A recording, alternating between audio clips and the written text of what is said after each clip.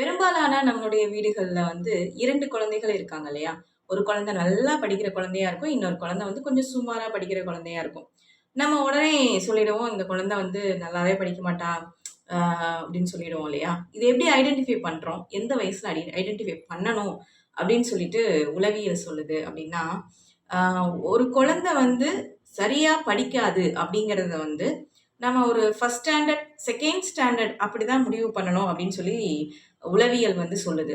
எதனால அப்படின்னா, அந்த இம்பேலன்ஸ்டு நம்ம வந்து சொல்லிக் குடுக்குற விதத்துல வந்து குழந்தைகள் வந்து சேஞ்சஸ் ஆகுறதுக்கான வாய்ப்பு இருக்குது. அப்படி ஒருவேள 1ஆம் வகுப்பு, 2ஆம் வகுப்புல அந்த குழந்தைக்கு இந்த மாதிரியான ஒரு ஒரு ஸ்லோ லேர்னர்ஸ் அப்படிங்கிற ஒரு கேட்டகரியில அவங்க இருக்காங்க அப்படின்றது நம்மளுக்கு தெரிஞ்சுச்சு அப்படின்னா, எப்படி காய்ச்சலுக்கு மாத்திரை குடுப்போமோ, கஷாயம் குடுப்போமோ, அதே மாதிரி குழந்தைகள படிக்கிறதுக்கு நம்ம ஹெல்ப் பண்ணணும். அப்படியே விட்டுட்டோம் அப்படின்னா, அப்புறம் அவங்க ஸ்லோ லேர்னராவே ஆயிடுவாங்க. அ எனக்கு தெரியாது, என்னால முடியாது, எனக்கு வராது அப்படிங்கிற ஒரு தாட்ட நம்ம குழந்தைங்களுடைய மனசுல விதைக்கவே கூடாது. இன்னொன்னு என்னன்னு பார்த்தீங்கன்னா, முதல் குழந்தை நல்லா படிக்கும். 2வது குழந்தை கொஞ்சம் ஸ்லோ ஆயிடும். எதனால அப்படின்னா, முதல் குழந்தைக்கு நம்ம அதிகப்படியான கேரிங் குடுப்போம்.